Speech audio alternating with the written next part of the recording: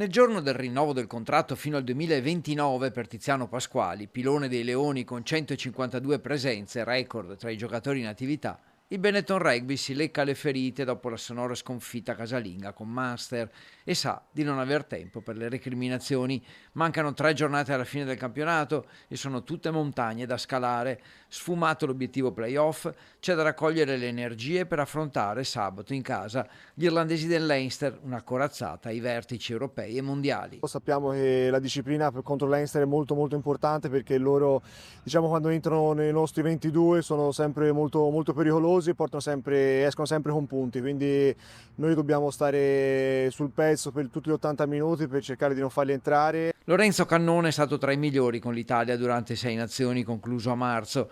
Dopo un breve riposo, ora è di nuovo un punto di riferimento per il Benetton. Dopo queste nazioni ho avuto un buon minutaggio e diciamo migliorare si migliora sempre, e bisogna sempre lavorare su tutti i piccoli dettagli, diciamo, e questo non si ferma mai, quindi ogni allenamento, ogni minuto che c'hai cerchi di lavorare al meglio. La prossima settimana poi, per concludere la stagione, ci sarà la trasferta in Sudafrica, lunga e impegnativa.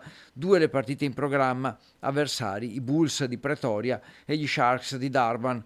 Ma prima, sabato 26 aprile, c'è da onorare il pubblico di Monigo. Gli irlandesi lavorano tanto, fanno veramente un work rate alto e se li lasci un briciolo di spazio se lo prendano, quindi noi bisogna affrontarli per tutti gli 80 minuti e più che altro finire, diciamo, l'ultima partita in casa positivamente per tutti gli spettatori e per gli ultimi giocatori che giocheranno in casa.